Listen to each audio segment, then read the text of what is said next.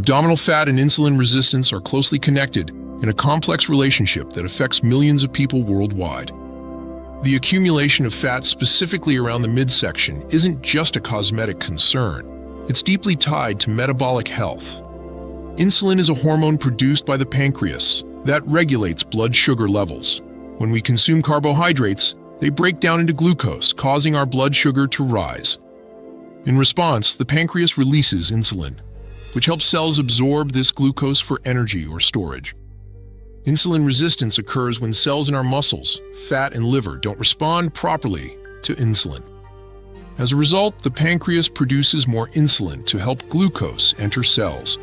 This creates a state of high insulin levels in the bloodstream, known as hyperinsulinemia. This is where abdominal fat accumulation begins. High insulin levels specifically promote fat storage in the abdominal region.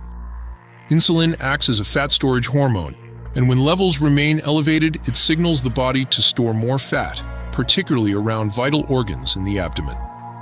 The fat that accumulates in the abdominal area comes in two forms. Subcutaneous fat sits just beneath the skin and is the type you can pinch. Visceral fat, however, lies deeper, surrounding internal organs like the liver, pancreas, and intestines. Insulin resistance particularly promotes visceral fat accumulation, which is metabolically more active and harmful than subcutaneous fat. Visceral fat cells are unique because they're more sensitive to hormones that trigger fat breakdown and more resistant to insulin's effects on glucose uptake. This creates a vicious cycle. As visceral fat increases, it releases inflammatory substances and free fatty acids into the bloodstream, which travel directly to the liver and further impair insulin sensitivity. The body's stress hormone, cortisol, also plays a significant role. People with insulin resistance often have higher cortisol levels, and cortisol specifically promotes fat deposition in the abdominal area. Cortisol activates enzymes in visceral fat that help convert inactive cortisone to active cortisol, creating even more abdominal fat storage. Gender and hormones influence this process too. Men and postmenopausal women are more prone to abdominal fat accumulation. In men, lower testosterone levels associated with insulin resistance promote visceral fat. In women, the decline in estrogen after menopause shifts fat distribution toward the abdomen. The metabolic activity of abdominal fat creates a self-perpetuating cycle.